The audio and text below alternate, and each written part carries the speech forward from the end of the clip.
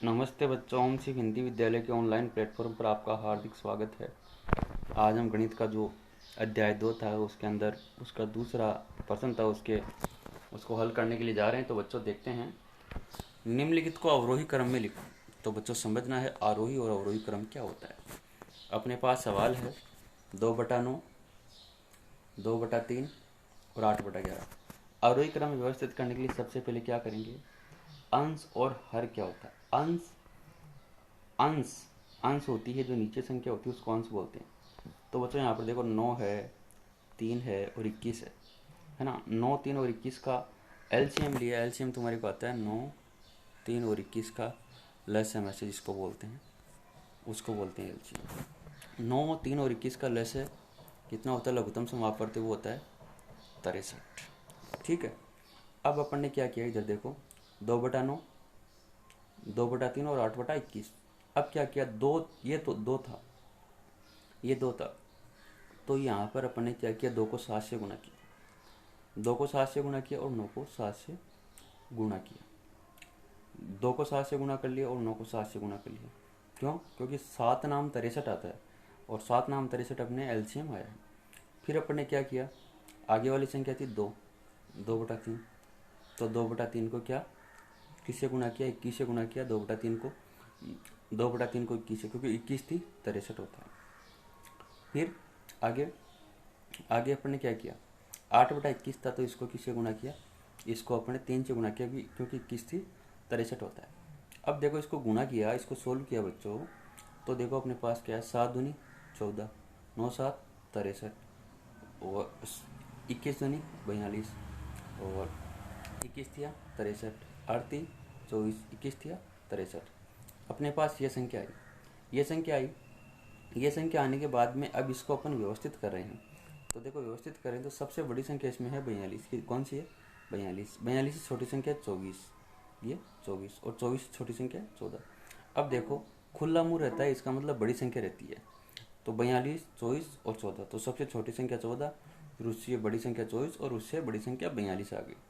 अगर अपन इसको लिखेंगे तो इसको इस तरह से लिखेंगे बच्चों, देखो 42/63 सबसे बड़ी संख्या, 24/63 उससे छोटी संख्या और 14/63 उससे छोटी संख्या। हम इसको बच्चों काट भी सकते हैं। काट कैसे सकते हैं, देखो क्योंकि ये 21 से कटता है, 21 दूनी 42 और 21 थिया 63, 2/3 आ गया। और ये है, ये इसको अपन को काटना है। तो बच्चों ये कटेगा, ये देखो कट रहा है,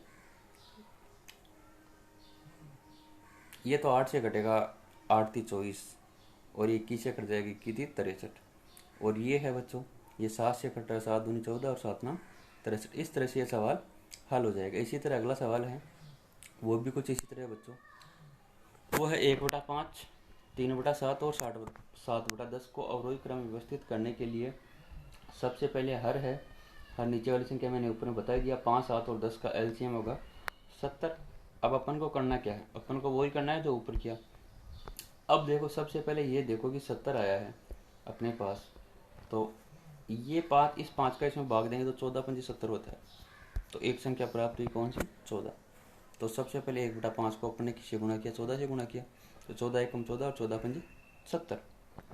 आगे फिर 3/7 था, आगे फिर 3/7 था। तो 7 को 10 से गुणा करते तो 70 आता है। तो 3×10 तो इधर 30 आ गया और 7×10 इधर 70 आ गया।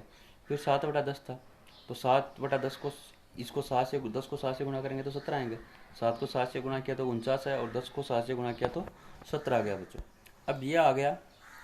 अब हम इसके अंदर देख रहे हैं, सबसे बड़ी संख्या 49 आ रही है, फिर 30 आ रहा है, फिर 14 आ रहा है। फिर इनको एक सीक्वेंस में रखा, 49/70, 30/70 और 14/70। अब फिर इसको सीक्वेंस में रखने के बाद में इसको काटा, इसको 7 7 49, तो यहाँ पर 7 आ गए। इसको 7 से काटा तो यहाँ पर 10 आ गए। इसको 10 से काटा तो 3 आ गए और इसको 10 से काटा तो 7 आ गए। इसको काटा किससे, 14 से, तो 1 आ गया और इसको काटा तो 5 आ गए। तो सबसे बड़ी संख्या 7/10, फिर उससे छोटी 3/7 और फिर उससे छोटी 1/5। आगे बच्चों, जादुई वर्ग में प्रत्येक पंक्ति, प्रत्येक स्तंभ में प्रत्येक विकर्ण की संख्याओं का योग समान है। क्या एक जादुई वर्ग है, इसको देखना पड़ेगा बच्चों, ये जादुई वर्ग है या नहीं। तो देखो सबसे पहले पहली पंक्ति है, पहली पंक्ति में ऐसे सवाल मैंने आपको पहले ही बताए थे। पहली पंक्ति में देखो 4/11 है, फिर 9/11 है और फिर 2/11, ये है पहली पंक्ति के अंदर। तो देखो पहले प्रथम पंक्ति में 4/11, 9/11 प्लस 2/11। अब अपन ने क्या किया भाई, नीचे समान संख्या तो इनका एलसीएम कितना हो गया, 11 हो गया। अब इनको ऊपर वाली संख्या को जोड़ दिया, 9 4 और 2, 9 4 4 9 और 2, तो कितना हो गया, 15/11 हो गया। और दूसरी पंक्ति है, दूसरी पंक्ति में 3/11, 5/11 और 7/11 है। तो दूसरी पंक्ति में देखो बच्चों 3/11, 5/11, 7/11, तो इसमें भी 11 कॉमन है। तो 3 5 और 7, तो 7 और 5 12 और 3 15, तो ये 15/11 आ गया। फिर तीसरी पंक्ति में है बच्चों, वो भी कुछ इसी तरह से है, 8/11, 1/11 और 6/11। तो देखो तीसरी पंक्ति में 8/11, 1/11 और 6/11, तो 8 + 1 + 6 15/11। प्रथम पंक्ति है, उसके अंदर 4/11 आ रहा है, 4/11 प्लस 3/11 प्लस 8/11, तो 4 + 3 7 + 8 = 15/11, तो सब में लगभग 15/11 आ रहा है बच्चों। दूसरी पंक्ति में 9 + 5/11 + 1 बराबर, इसमें 15/11, तीसरी पंक्ति में 15/11। अब प्रथम विकर्ण है, तो विकर्ण के अंदर क्या कर रहे हैं अपन, विकर्ण मतलब विकर्ण इसको बोलते हैं, विकर्ण इसको बोलते हैं, आधा टेढ़ा इसको विकर्ण बोलते हैं, ये विकर्ण हो गया, विकर्ण डल गया। तो 4/11, 9/11, देखो बच्चों 9/11, हाँ 9/11, 9/11 के बाद में 5/11, 5/11 के बाद में 1/11। इसके अंदर बच्चों सेकंड पंक्ति को विकर्ण माना है, सेकंड पंक्ति ये वाली पंक्ति है, इसको विकर्ण माना है। इस पंक्ति को, ये जो पंक्ति दिखाई दे रही है तुम्हारे को, इसको विकर्ण माना गया है। तो देखो 9/11 प्लस 5/11 प्लस 1/11, तो 11 तो आ ही जाएंगे, 9 और 5 कितना होगा, 14 और 1 15। द्वितीय स्तंभ के अंदर 2/11 प्लस 7/11 प्लस 6/11, तो 2 7 और 6 15/11 हो जाएगा। फिर प्रथम विकर्ण का अगर देखा जाए तो 4/11 प्लस 5/11 प्लस 6/11, 4 5 प्लस 6/11 बराबर 15/11। फिर द्वितीय विकर्ण देखा जाएगा तो 2/11 प्लस 5/11 प्लस 8/11, 2 5 8/11 बराबर 15/11। इस प्रकार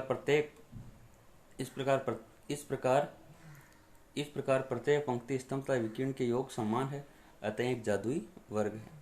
इस तरह से बच्चों ये सवाल हल हो जाएगा। आगे दिया है बच्चों एक सवाल, उस सवाल को तुम्हें देखना है।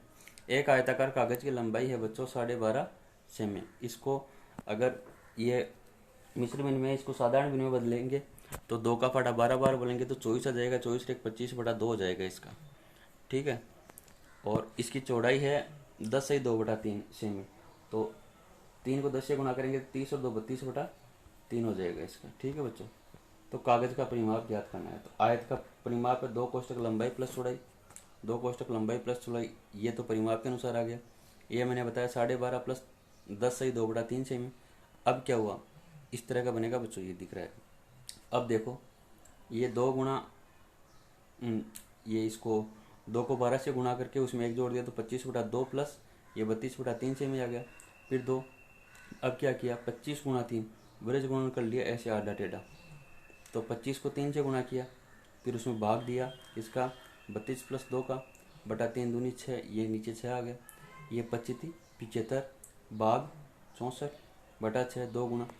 अब क्या हुआ, अब हुआ इसके अंदर ये 6 के 6 आ गए इधर, और इन दोनों को अपन ने जोड़ा तो 139 है, तो 2 गुणा 139, 139 के अंदर अपन ने भाग दिया किसका, क्योंकि ये कट गया इससे 3 से, 139 में 3 का भाग दिया तो 46 सही 4/3 से इसका उत्तर आ गया। तो बच्चों इस तरह से तुम्हारे को ये सवाल हल करने हैं, ठीक है बच्चों।